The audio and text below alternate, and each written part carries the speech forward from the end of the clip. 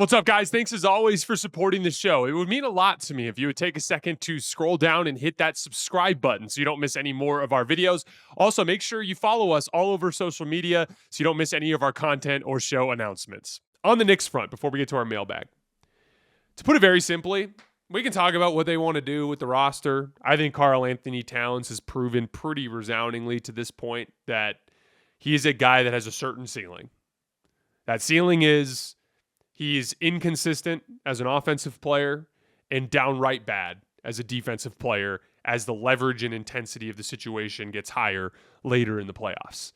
And this is back-to-back years in the conference finals where I could almost like specifically point to him as a big part of why they lost. And there are just certain guys that are not built for this style of basketball in this sort of setting.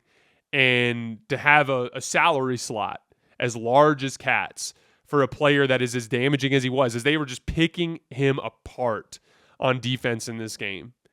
Way too deep in his drop sometimes, active up high, but giving up easy pocket passes at other times. He's a brutal part of their bad transition defense. It's all of the above. So we can talk about pivoting off of Cat, and that's what I would do. I would pivot off of Cat, and I would build around defense around Brunson. This has to be a sharper, better, deeper defensive team. All that's fine. None of it matters if you don't play a sharper brand of basketball. And some of this is on Tibbs. Tom Thibodeau is the coach of this team.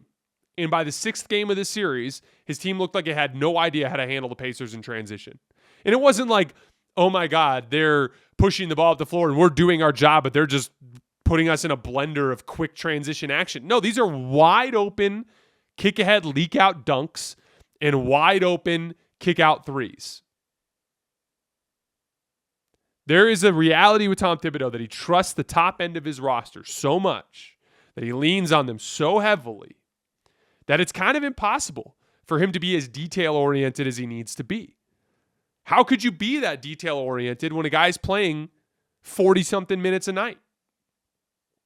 There's too many opportunities for fatigue to enter into the equation. The Knicks have to, regardless of what roster changes are made, starting in early October next year, culturally from the top down, embrace a sharper and more detail-oriented brand of basketball.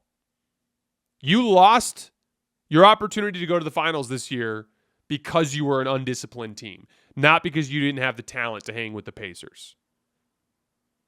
Easy way to do that, be more willing to use your bench.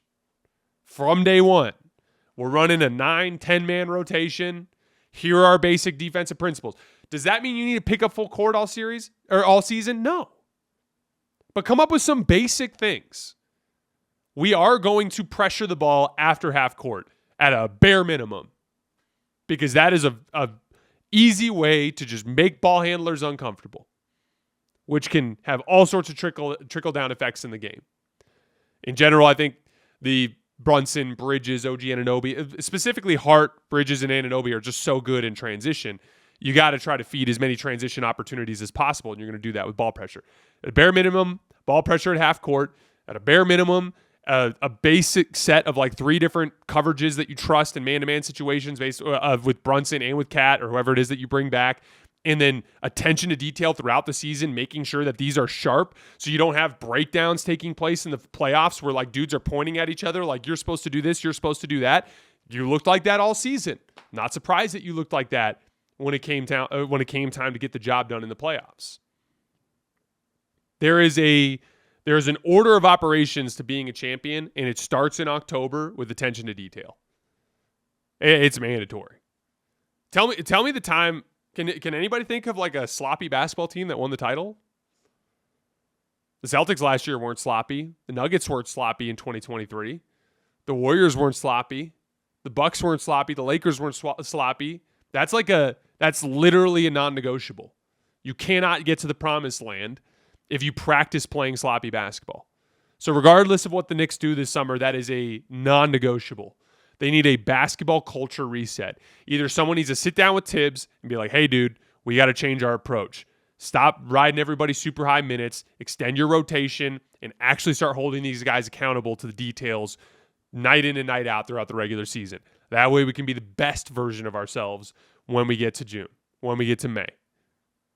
Or if he's not up for it and you need a change of voice in the locker room, make a move and bring in a coach that can be the guy that highlights that low-hanging fruit. The Pacers aren't going anywhere. The Celtics are going to be in a pivot year, obviously. The Bucks are going to be in a pivot year, obviously. The East is going to be pretty open, but you're going to be right back here, maybe in round 2, maybe in round 3, dealing with the Pacers. And what am I going to be saying? I know what I'm getting from the Pacers because the Pacers have a top-down basketball identity from Kevin Pritchard to Rick Carlisle all the way down that roster, starting with Tyrese Halliburton.